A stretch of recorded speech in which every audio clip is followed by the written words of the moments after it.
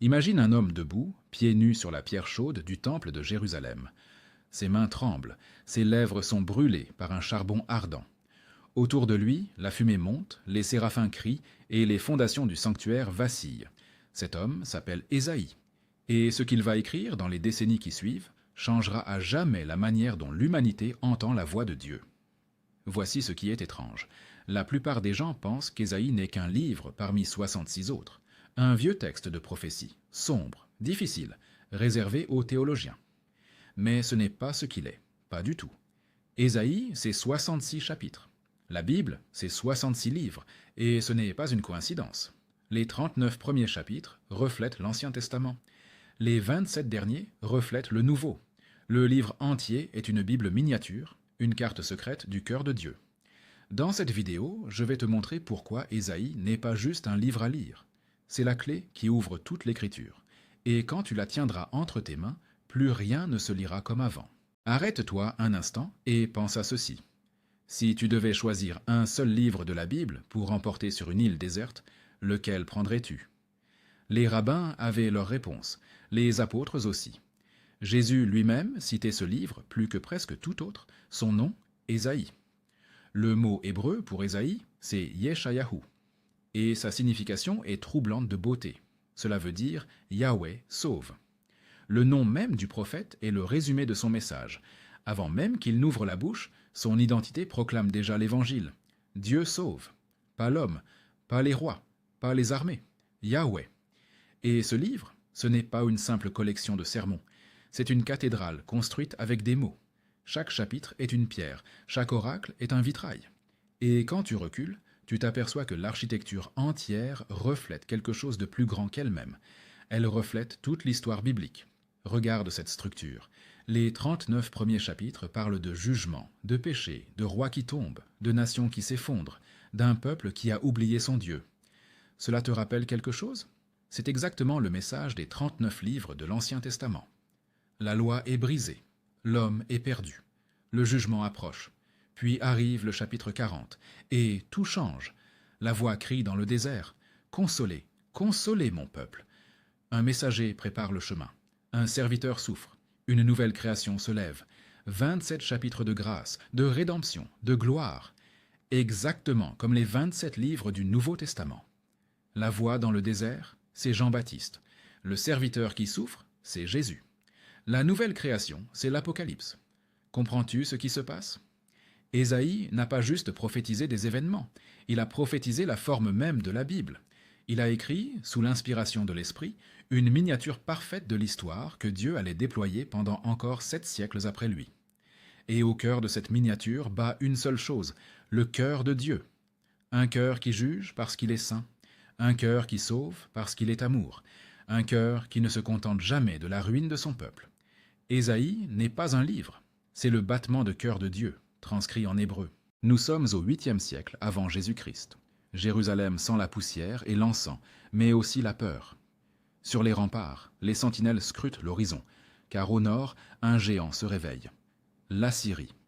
Un empire si brutal que ses propres rois se vantèrent d'écorcher vifs leurs ennemis et d'empaler leurs cadavres le long des routes. C'est dans ce monde-là qu'Ésaïe reçoit son appel. Le texte le dit avec précision. L'année de la mort du roi Osias, je vis le Seigneur assis sur un trône très élevé. Tu saisis l'ironie? Un roi terrestre meurt, et au même instant, le prophète voit le vrai roi, celui qui ne meurt jamais. Ésaïe exerce son ministère sous 4 rois de Juda. Osias, Jotham, Achaz et Ézéchias. Environ 40 ans de prédication. 40 ans à crier dans une nation qui se bouche les oreilles. Et quelle nation! Économiquement prospère en surface, religieusement active. Les sacrifices fumaient encore sur l'autel. Les fêtes étaient célébrées. Les psaumes étaient chantés. Mais en dessous, tout pourrissait. Les juges acceptaient des pots de vin. Les riches avalaient les terres des pauvres. Les veuves pleuraient devant des tribunaux qui ne les entendaient plus. Les orphelins mendiaient devant des temples pleins d'or. Écoute les premiers mots que Dieu met dans la bouche d'Ésaïe. Cieux, écoutez. Terre, prête l'oreille. L'Éternel parle. J'ai nourri et élevé des enfants, mais ils se sont révoltés contre moi. C'est le cri d'un père trahi, pas d'un juge froid, d'un père. Le mot hébreu utilisé ici pour révolte, pacha, ne signifie pas simplement désobéir. Il signifie briser l'alliance, rompre une relation de confiance profonde. Israël n'avait pas juste enfreint des règles, Israël avait brisé le cœur de Dieu. Et pendant qu'Ésaïe prêche, l'Assyrie avance. En 722 avant Jésus-Christ, le royaume du Nord, Israël, tombe. 10 tribus déportées, effacées, disparues dans les brumes de l'histoire. Juda tremble, Jérusalem serre les poings. Et Dieu, par la voix de son prophète, pose une question qui traverse les siècles.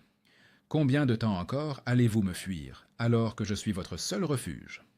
Voilà le décor.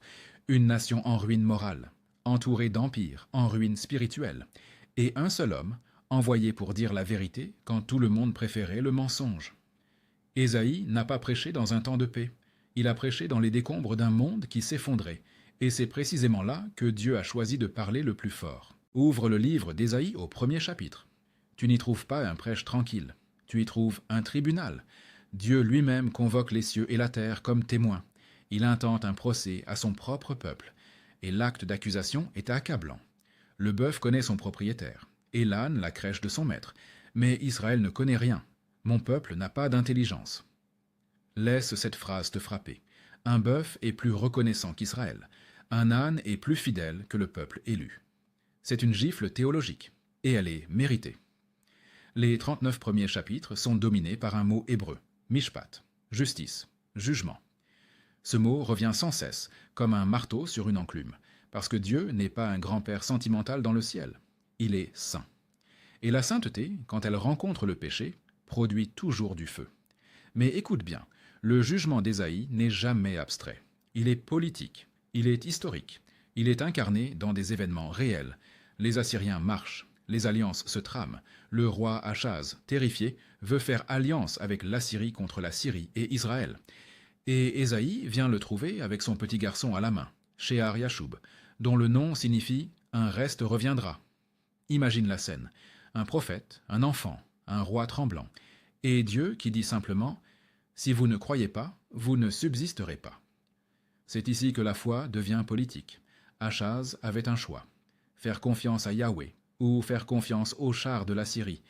Il a choisi les chars, et l'histoire a payé le prix. Mais dans cette noirceur, une lumière perce. Chapitre 7. Voici, la jeune femme deviendra enceinte. Elle mettra au monde un fils et l'appellera Emmanuel. Dieu avec nous. Au milieu du jugement, une promesse. Au milieu de la ruine, un nom. Et puis, chapitre 9. Un enfant nous est né, un fils nous est donné, et la souveraineté reposera sur son épaule. On l'appellera merveilleux conseiller, Dieu puissant, Père éternel, Prince de la paix. 7 siècles avant Bethléem, Ésaïe voit déjà la crèche. Avant d'aller plus loin, si ce voyage à travers Ésaïe te nourrit, abonne-toi à la chaîne. Ce sont des études longues, patientes, bibliques, et ton soutien permet qu'elles continuent d'exister. Comprends ceci. La première partie d'Ésaïe nous apprend que le jugement de Dieu n'est jamais le dernier mot.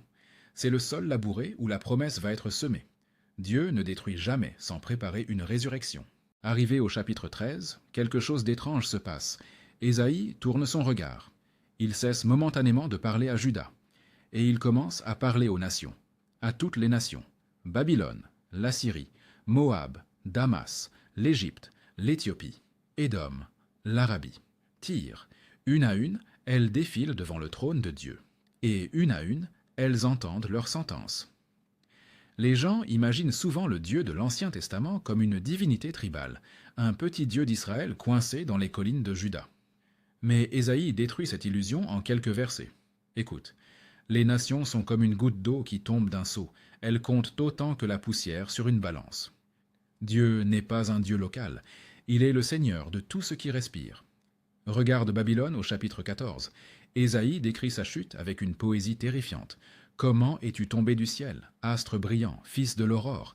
Tu disais dans ton cœur, « Je monterai au ciel, j'élèverai mon trône au-dessus des étoiles de Dieu. » Les théologiens ont longtemps vu dans ces lignes une description de Satan lui-même, l'orgueil cosmique qui se cache derrière toute arrogance humaine, car chaque empire qui s'élève contre Dieu répète le même péché originel. « Je serai comme le Très-Haut ». Le mot hébreu pour oracle, massa, signifie littéralement un fardeau, une charge pesante. Ésaïe ne portait pas des poèmes légers contre les nations. Il portait un poids sur ses épaules, le poids de voir des peuples entiers marcher vers le précipice et d'être incapables de les arrêter. Et puis, il y a Samarie, le royaume du Nord, les 10 tribus. Ésaïe les avait vus. Il avait probablement connu des marchands, des soldats, des familles venues des terres du Nord, et il savait ce qui s'en venait. En 722 avant Jésus-Christ, Sargon le II, roi d'Assyrie, détruit Samarie. Il déporte 27 290 personnes selon ses propres archives retrouvées dans les ruines de Ninive. Des familles entières arrachées à leurs terres, dispersées, perdues, 10 tribus, effacées, pour toujours. Pourquoi Ésaïe consacre-t-il tant de chapitres à ces nations étrangères? Parce qu'il veut que Juda comprenne. Si Dieu juge les païens pour leur orgueil, il jugera aussi son propre peuple. Le privilège de l'alliance n'est pas une immunité, c'est une responsabilité. Mais au milieu de ces oracles sombres, une promesse éclate au chapitre 19. Dieu dit qu'un jour, l'Égypte elle-même l'adorera, que l'Assyrie se joindra à Israël, que les ennemis deviendront frères. Béni soit l'Égypte mon peuple, l'Assyrie œuvre de mes mains, et Israël mon héritage. Comprends ceci, le jugement des nations n'est pas la fin des nations. C'est l'étape douloureuse avant que toutes les familles de la terre ne soient bénies en Abraham. Dieu juge pour rassembler. Il brise pour reconstruire plus grand. Ferme les yeux un instant. Imagine une souche, un vieil arbre coupé. Le tronc majestueux a disparu. Il ne reste qu'un moignon noirci, oublié au bord du chemin. C'est l'image que Dieu donne à Ésaïe pour parler de la maison de David. Une dynastie réduite à un tronçon mort, une royauté éteinte. Et pourtant, au chapitre 11, il y a cette phrase qui change tout. « Puis un rameau sortira du tronc d'Isaïe, un rejeton poussera de ses racines. Du bois mort, une branche verte, de la ruine, la vie. Du silence, un roi. » Le mot hébreu pour rejeton, netzer, est minuscule. Il désigne une petite pousse fragile, presque invisible. Mais de cette pousse, Ésaïe dit qu'elle portera l'esprit du Seigneur, l'esprit de sagesse et d'intelligence, l'esprit de conseil et de force, l'esprit de connaissance et de crainte de l'Éternel. 7 fois l'esprit, une plénitude, une perfection.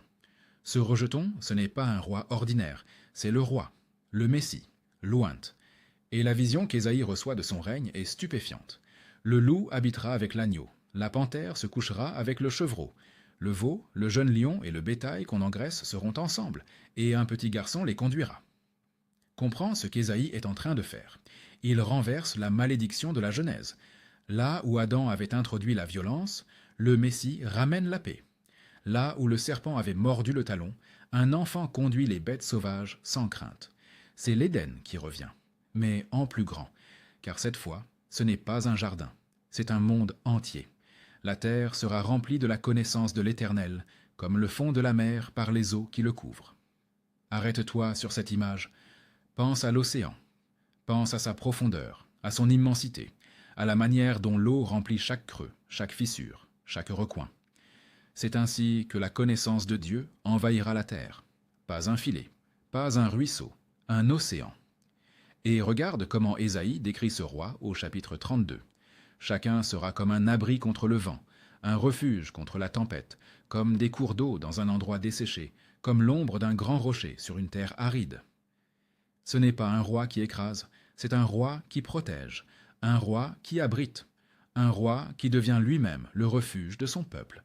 Les rois de Juda avaient failli, Achaz avait trahi, Ézéchias, malgré sa piété, avait vacillé.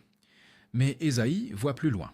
Il voit un roi qui ne trahira jamais, un roi qui régnera avec justice éternelle, un roi dont le trône ne vacillera pas quand les empires s'effondreront. Et ce roi a un visage, il a un nom. Il est né dans une mangeoire 7 siècles après la mort d'Ésaïe. Mais Ésaïe l'a vu. Il l'a vu dans la souche, il l'a vu dans la pousse, il l'a vu venir. Le Messie d'Ésaïe n'est pas une idée, c'est une personne, et cette personne marche encore aujourd'hui vers toi. Tourne la page. Chapitre 39 se termine dans l'ombre. Ézéchias vient de montrer imprudemment tous ses trésors aux ambassadeurs de Babylone. Et Ésaïe lui annonce l'impensable. Un jour, Babylone reviendra. Et cette fois, elle emportera tout. Les trésors, les princes, les enfants du roi. La fin est écrite. Puis arrive le chapitre 40. et le ton change radicalement, comme si une autre voix, plus tendre, prenait la parole. « Consolez, consolez mon peuple, dit votre Dieu. Parlez au cœur de Jérusalem et criez-lui que sa servitude est finie, que sa faute est expiée. » Consoler. Le mot hébreu, nachamou, signifie bien plus que réconforter. Il signifie respirer profondément avec quelqu'un, soupirer avec lui, le relever. Dieu ne crie plus son jugement. Il souffle sur les braises de son peuple brisé. Mais comprends le contexte. Ésaïe écrit cela probablement pour une génération qu'il ne verra jamais. Une génération qui n'est pas encore née. Ceux qui, 150 ans après lui, seraient traînés en chaîne vers Babylone, assis au bord des fleuves étrangers, pleurant en se souvenant de Sion. Et c'est à ces exilés, à travers les siècles, que Ésaïe crie déjà. Votre douleur a un terme, votre exil aura une fin. Et il ne se contente pas de les consoler. Il écrase leur peur sous la grandeur de leur Dieu. Écoute cette poésie. Qui a mesuré les eaux dans le creux de sa main? Qui a évalué les cieux à la mesure et pesé la poussière de la terre? Dieu tient les océans dans sa paume. Il déploie les cieux comme on déplie une tente. Et les nations puissantes? Voici, les nations sont comme une goutte d'un seau. Une goutte, pas une mer, une goutte. Puis vient le chapitre 44. Et là, quelque chose de stupéfiant se produit. Ésaïe nomme un roi qui ne naîtra que 2 siècles plus tard. Je dis de Cyrus, il est mon berger, et il accomplira toute ma volonté. Cyrus, un roi païen, un Perse, un étranger. Et Dieu l'appelle son oint, son messie, son instrument. Car Dieu n'a pas besoin d'être israélite pour être utilisé par Dieu. Le thème qui traverse ces chapitres, c'est l'universalité. Tournez-vous vers moi et soyez sauvés, vous tous les lointains de la terre, car je suis Dieu, et il n'y en a pas d'autre. Ce n'est plus un message pour Juda seulement, c'est un message pour la planète entière, les extrémités de la terre, les îles lointaines, tous les peuples. Si ce que tu découvres transforme ta lecture de la Bible, prends un instant pour laisser un commentaire. Dis-moi simplement d'où tu écoutes. J'aime savoir où ces messages voyagent. Comprends ceci. La consolation d'Ésaïe n'est pas un pansement sur une blessure.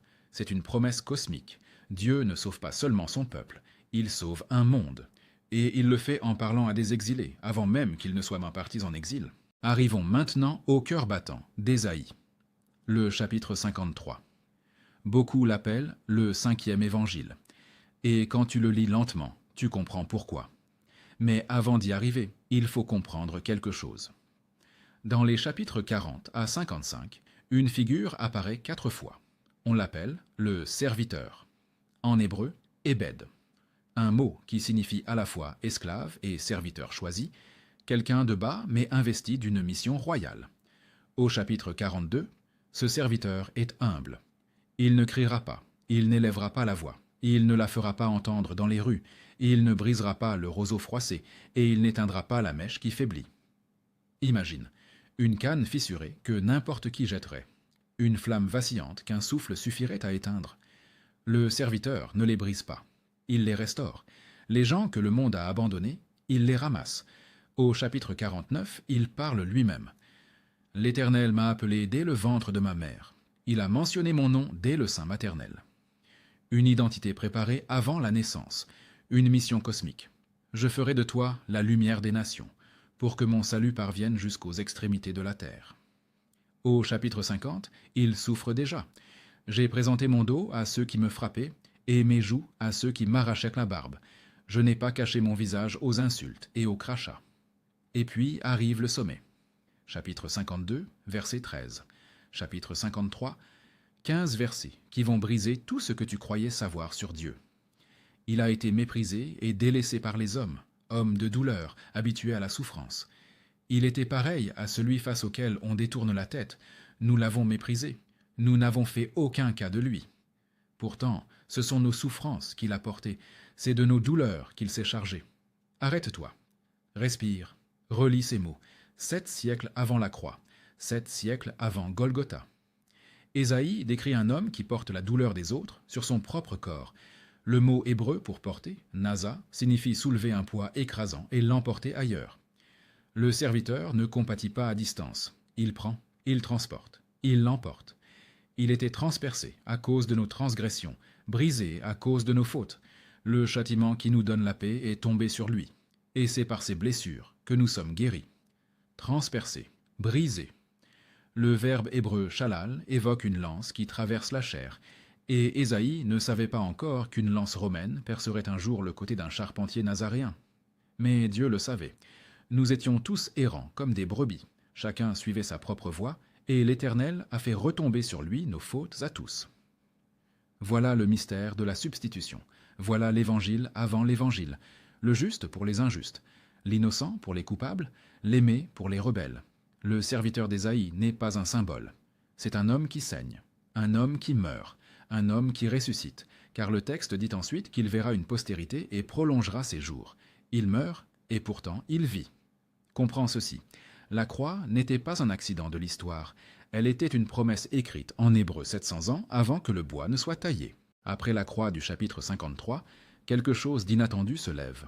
Un chant de femme. Ésaïe appelle une stérile à chanter. Pousse des cris de joie, toi qui étais stérile et qui n'avais pas d'enfant. Éclate de joie et d'allégresse, toi qui n'avais pas connu les douleurs de l'enfantement. Pourquoi une stérile? Parce que dans le monde ancien, la stérilité était le symbole ultime de l'abandon, de la honte, de l'avenir fermé. Et Dieu prend précisément cette image pour décrire ce qu'il va faire. Car les enfants de la délaissée seront plus nombreux que les enfants de celle qui est mariée. Le désespoir devient fertilité. Le vide devient famille. Le chapitre 55 est une invitation cosmique. Vous tous qui avez soif, venez vers les eaux, même celui qui n'a pas d'argent. Venez acheter et manger. Venez acheter du vin et du lait sans argent, sans rien payer. Tu entends la scandale de la grâce? Sans argent, sans mérite, sans dignité préalable, juste viens. Le mot hébreu oi, traduit par o ou ola, est le cri du vendeur ambulant sur les places du marché. Dieu se tient là, au milieu de la foule cosmique, et il crie comme un marchand qui brade son trésor le plus précieux, gratuitement. Puis Ésaïe élève le regard encore plus haut. Chapitre 65. Je crée de nouveaux cieux et une nouvelle terre. On ne se souviendra plus des premiers événements. Ils ne reviendront plus à l'esprit. Le mot hébreu pour créer, bara, est le même que dans la Genèse. Au commencement, Dieu bara les cieux et la terre. Et maintenant, il bara de nouveau. Comprends ce que cela signifie. Dieu ne va pas réparer le vieux monde. Il va en faire un nouveau, du neuf absolu. Une création fraîche, comme le matin du 8e jour. Et écoute la description. On n'y entendra plus ni pleurs ni cris. Il n'y aura plus ni enfant mort-né, ni vieillard qui n'accomplissent pas ses jours. Le loup et l'agneau brouteront ensemble. Le lion, comme le bœuf, mangera de la paille. Pas de larmes, pas de funérailles d'enfants, pas de prédateurs. La malédiction d'Éden est définitivement renversée. Et au centre de cette nouvelle création, un peuple qui revient. Le retour triomphant. Chapitre 35 l'avait annoncé. Les rachetés de l'Éternel reviendront. Ils arriveront à Sion avec des chants de triomphe, et une joie éternelle couronnera leur tête. Ils seront saisis de réjouissance et d'allégresse. La douleur et les gémissements s'enfuiront. Les douleurs s'enfuiront, pas seulement apaisées, mises en fuite, chassées comme des ennemis vaincus. Vois-tu ce qu'Ésaïe est en train de faire? Il prend la plus petite blessure humaine, la larme dans l'œil d'un enfant, et il la fait disparaître dans la gloire de Dieu. Rien ne reste intact quand Dieu refait le monde, même pas la mort. Comprends ceci. Le salut biblique n'est pas une évasion vers un ciel flou.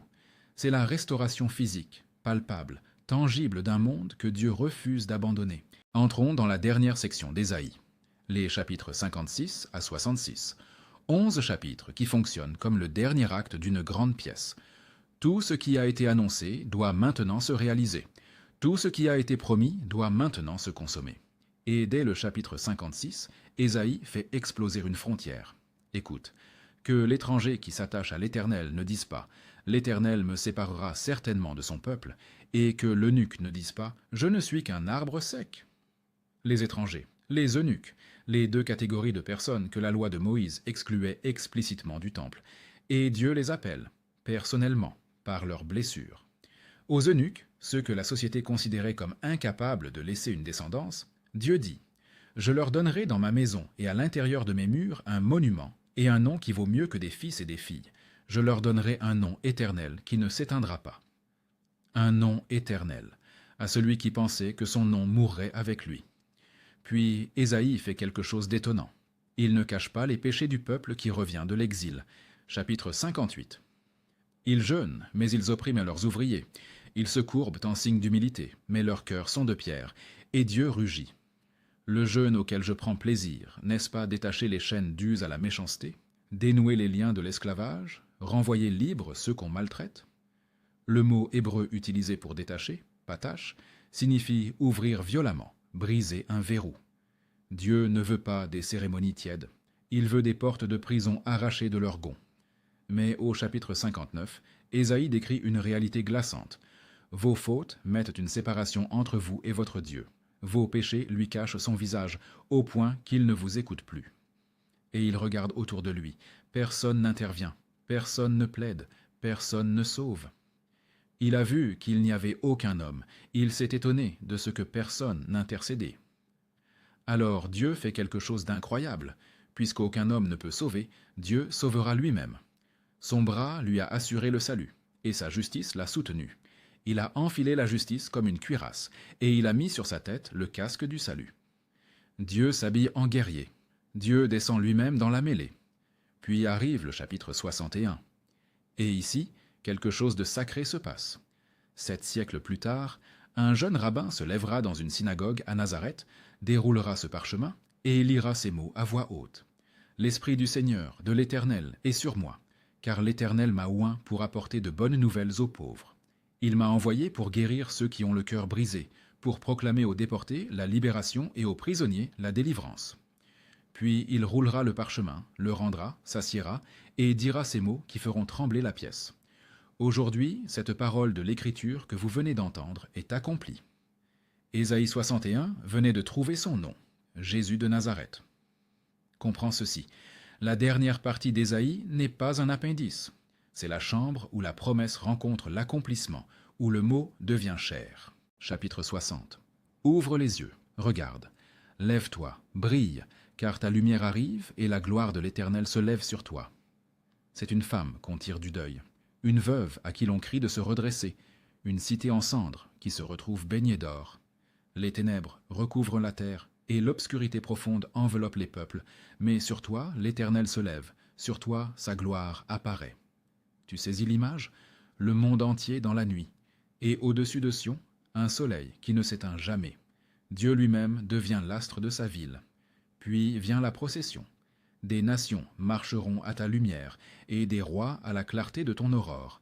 Les peuples affluent, les chameaux de Madian et d'Épha, l'or et l'encens de Séba, les navires de Tarsis.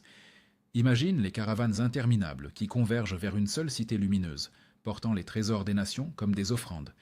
Et ce n'est pas une conquête, c'est un pèlerinage volontaire. Les nations que Juda avait craintes, les empires qu'il avait écrasés, viennent maintenant poser leurs richesses à ses pieds. Non pas parce qu'elle est puissante, mais parce qu'elle porte la gloire de son Dieu. Le mot hébreu pour gloire, kavod, signifie littéralement poids, densité, substance.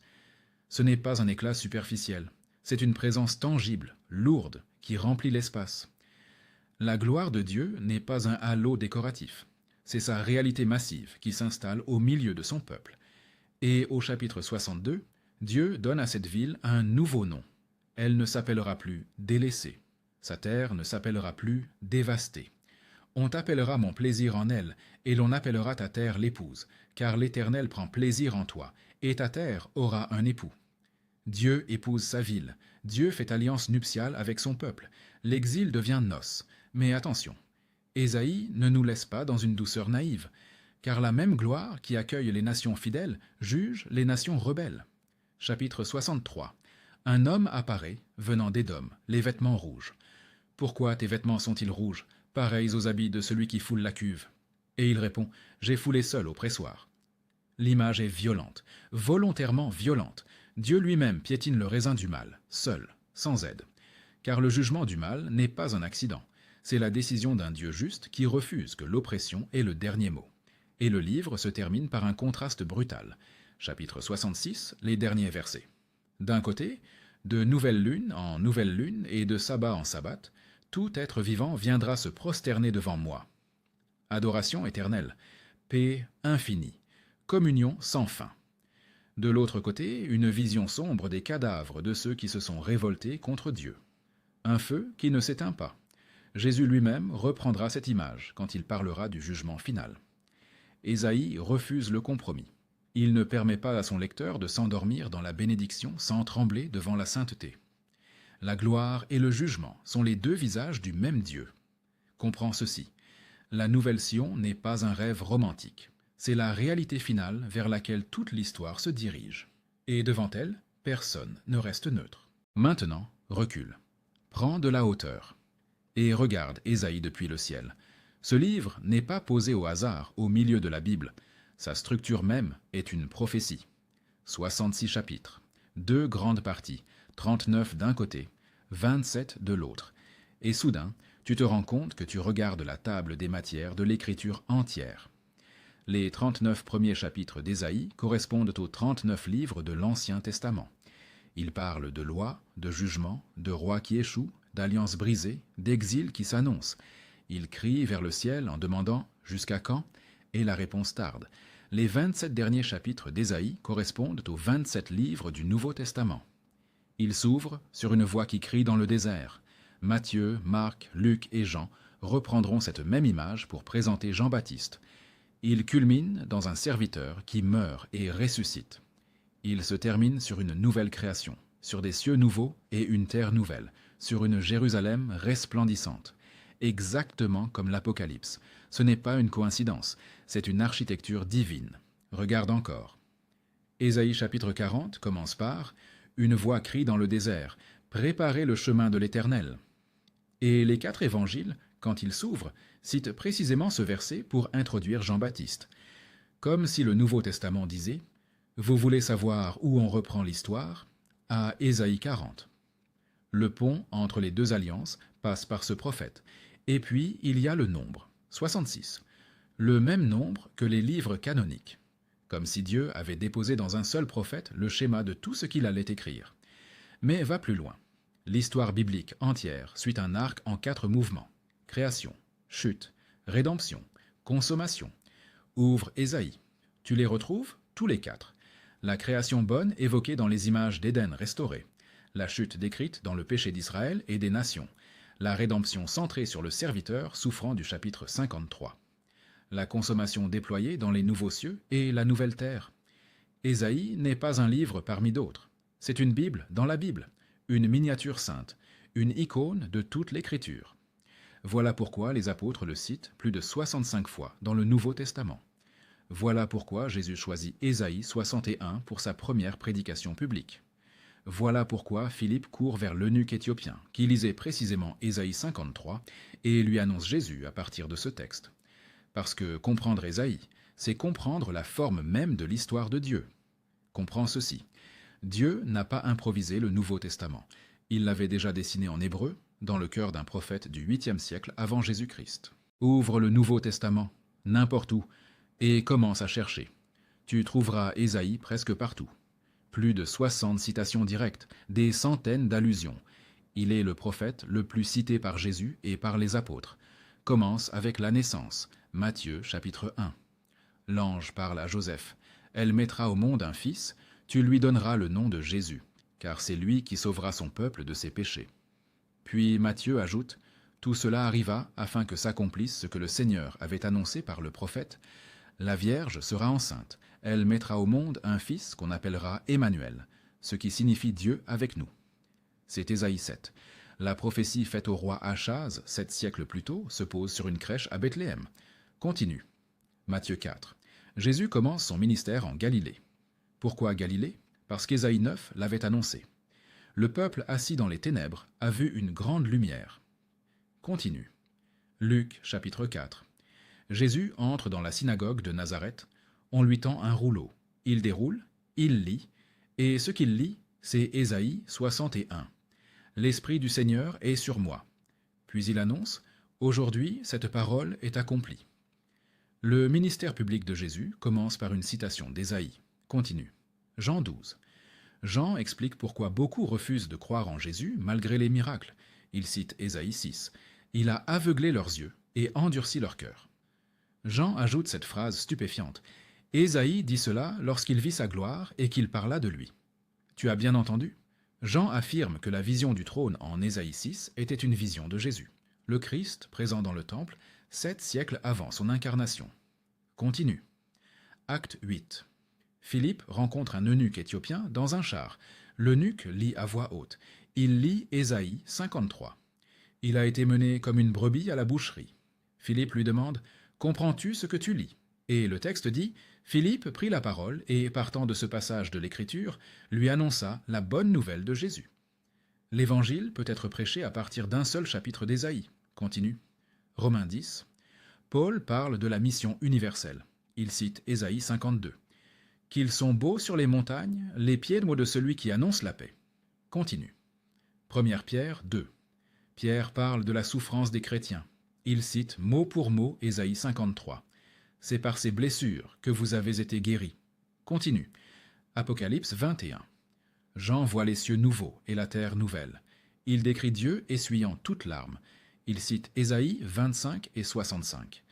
Vois-tu ce qui se passe? Le Nouveau Testament ne remplace pas Ésaïe. Il le déroule, il l'accomplit, il l'incarne. Jésus n'est pas venu inventer un message nouveau. Il est venu révéler que tout ce qu'Ésaïe avait annoncé parlait de lui. Le Emmanuel, le serviteur, le roi Rameau, la lumière des nations, le médecin des cœurs brisés, le souverain du nouveau monde. Comprends ceci. Si tu veux lire le Nouveau Testament avec des yeux neufs, commence par Ésaïe. Car le Christ des évangiles est le Christ qu'Ésaïe a vu de loin et qu'il a salué 700 ans avant Bethléem. Nous arrivons maintenant au moment de synthèse, et je veux que tu vois les 4 grands fils qui ont traversé tout ce voyage à travers Ésaïe. Le premier fil, c'est la sainteté de Dieu. Tout commence au chapitre 6, dans le temple, avec les séraphins qui crient « Saint, Saint, Saint et l'Éternel des armées ». Cette sainteté n'est jamais un détail décoratif. Elle est le feu qui brûle sous chaque page. Elle explique le jugement, elle explique l'exil, elle explique la croix. Un Dieu moins saint n'aurait pas eu besoin de tout cela. Le deuxième fil, c'est la grâce envers les indignes. De la jeune fille enceinte au chapitre 7, à la stérile qui chante au chapitre 54, à l'eunuque qui reçoit un nom éternel au chapitre 56, Ésaïe ne cesse de surprendre son lecteur. La grâce de Dieu ne tombe pas sur les forts, elle tombe sur les abandonnés, sur les brisés, sur les exclus, sur ceux que le monde a rayés. Le troisième fil, c'est le Christ. Il est partout.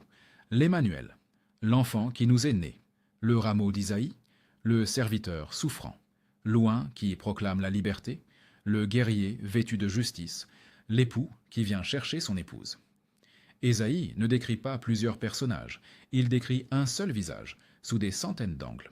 Et ce visage est celui de Jésus. Le quatrième fil, c'est la mission universelle. Dieu n'a pas élu Israël pour exclure les nations. Il a élu Israël pour bénir les nations. Les extrémités de la terre, les îles lointaines, l'Égypte, la Syrie, tous les peuples qui montent vers Sion. L'évangile d'Ésaïe n'est jamais tribal. Il est cosmique. Et maintenant, recule. Regarde la voûte entière. De la première alliance à la nouvelle Jérusalem, de Genèse à Apocalypse, un seul fil d'or traverse tout. Un Dieu saint qui refuse de perdre son peuple, qui envoie son serviteur mourir à leur place et qui appelle à lui toutes les familles de la terre. Voilà pourquoi Ésaïe est la clé. Pas parce qu'il contient toutes les réponses, mais parce qu'il ouvre toutes les portes, et quelque part, cela te concerne. Peut-être ce soir, tu te sens comme Sion en ruine. Peut-être tu te sens comme l'eunuque que personne n'accueille. Peut-être tu portes une culpabilité trop lourde, ou une blessure trop vieille, ou une stérilité du cœur qui ne veut plus rien produire. Ésaïe a été écrit pour toi. Il a été écrit pour que tu entendes ce même chuchotement que les exilés entendaient au bord des fleuves de Babylone. Consolez, consolez mon peuple. Le Dieu d'Ésaïe n'est pas un Dieu lointain. C'est le Dieu qui a vu ta poussière, qui connaît ton nom, qui a préparé pour toi un nom éternel, meilleur que tout ce que tu as perdu. Comprends ceci. Ésaïe n'est pas la clé parce qu'il est intelligent. Il est la clé parce qu'il annonce un sauveur qui te cherche encore aujourd'hui. Nous avons parcouru ensemble 66 chapitres, 8 siècles d'histoire et le battement d'un cœur divin qui ne renonce jamais. Nous avons vu Ésaïe pieds nus dans le temple. Nous avons entendu les séraphins crier. Nous avons marché avec les exilés, pleuré avec les brisés, et nous avons vu au loin la silhouette d'un serviteur qui porte nos douleurs. Maintenant, quand tu ouvriras ta Bible, tu ne la liras plus comme avant. Tu verras les fils qui relient Moïse à Jésus, Abraham à Pierre, la Genèse à l'Apocalypse. Et au centre de ces fils, tu verras toujours un prophète hébreu qui pointe du doigt le Messie. Si cette étude t'a nourri, prends un instant. Abonne-toi à la chaîne. Partage-la avec un ami qui a soif. Laisse un commentaire pour me dire quel passage t'a touché le plus profondément. Ton engagement permet à ces messages de continuer. Et surtout, ouvre Ésaïe cette semaine. Lis-le lentement. Laisse-le te parler. Car le Dieu qui a consolé Jérusalem veut encore aujourd'hui consoler ton cœur. À très bientôt.